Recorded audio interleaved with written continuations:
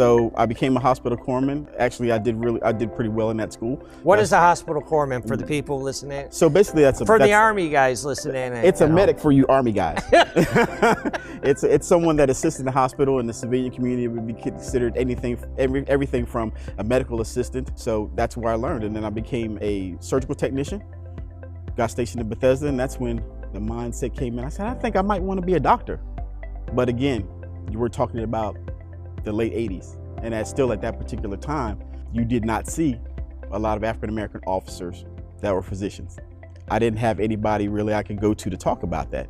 The people that were around me told me, well, what black guy do you know that's enlisted that becomes not only an officer, but becomes a physician?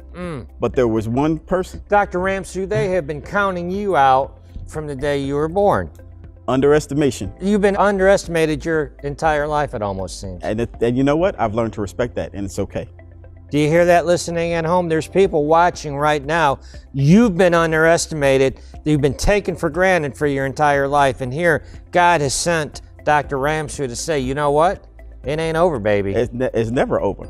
Not to this day. When did you make the decision to become a medical doctor? When I was stationed at Naval Hospital, Bethesda, Maryland.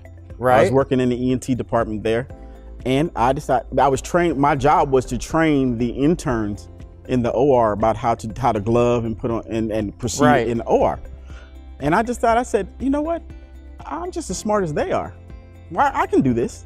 Right. And I got encouragement from one of the physicians, Dr. David Clark, and I reached out to him years later, maybe about a year ago, and told him thank you because he made a difference. Wow. He said, you can go to medical school. You can do this. If you hang in there the first 2 years, the other 2 years are just like going back to work. You've already done this. You've got this. So if that's what you want to do, go do it. Wow. So there are people sent to encourage you in your life. And you don't know what they might look like. You have no idea what they might say in your darkest moment. When you're about to give up, when you don't believe in yourself. Come on, doctor. They'll show up. I'm trying to do an interview and be nice with you. You get me ready to run. I'm ready to go hit something off the set. You got me so jacked up. I'm telling you right now. That changed a lot of things. So many defining moments in your life. So many, and still. Right. They're not over. Oh, no. This is one. Right. I was able to go to South Carolina State University, which is the HBCU. Did well there, went to Morehouse School of Medicine, did well there. Still, I'm on adjunct faculty there and work with the medical students there. I got to train at Mayo Clinic.